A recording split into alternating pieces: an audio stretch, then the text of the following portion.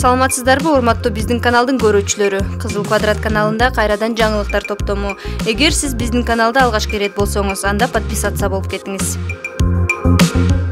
Башкы машыктыруучу Александр Крестининдин жетекчилиги астында футбол боюнча Кыргыз улуттук курама командасы ФИФАнын ноябрь күндөрү 2 расмий жолдоштук беттешин өткөрөт.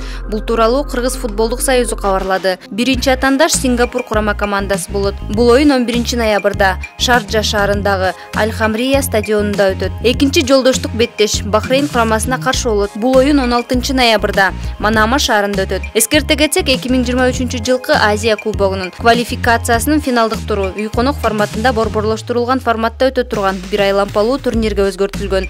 2023 жылы өтүүчү Азия кубогунун тандоо турунун тайпалык этабынын оюндары 2022 жылдын 8, 11 жана 14 июнь күндөрү өтөт. Чучугулак өткөрүүгүнүн Азия футбол конфедерациясы кийинчерээк жарыялайт. Жашыл климаттык фонду Кыргызстанга гранттык негизде $1 миллион бериши мүмкүн. Бул туурасында президенттин маалымат кызматы билдирди. 2 ноябрь күнү өлкө башчы Садыр Жапаров Глазго шаарында Жашыл климаттык фонддун аткаруучу директор Янник Глемарик менен жолугушкан. Анда эки тараптуу кызматташтыкты кеңейтүү маселелери, атап айтканда келечекте азык-түлүк коопсуздугу жана айыл чарба тармагындагы актуалдуу долбоорлорду ишке ашыруу талкууланган.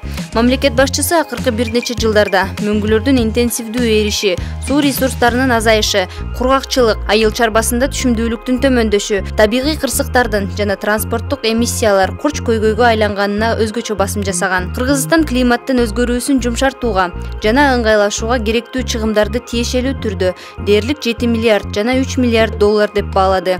Садыр Жапаров Кыргыз Республикасы Жашыл климаттык фонддун ишмердүүлүгүн колдой турганын жана долбоордук кызматташууга оң баа берерин билдирди, дейт маалыматта. Аны менен бирге президент Глазгодон кийин өлкөнүн климаттык каржылоо боюнча жаңы долбоорлорго өтүнмөлөрдү берүү ниетин маалымдаган. Буга байланыштуу Кыргызстандын адистерине максаттуу долбоорлорду даярдоодо эксперттик жана техникалык жардам көрсөтүү өтүнүчү менен кайрылды. Өз кезегинде Янник Глемарик фонд бир жылга грант түрүндө $1 миллион бере ала турган үлгү бар экенин белгилеген. Анын айтымында бул каражатты кайсы жакка багыттоону Кыргызстан өзү чечет. Өз кезегинде Жашыл климаттык фондунун адистери керектүү колдоо жана кеңештерин берүүгө даяр.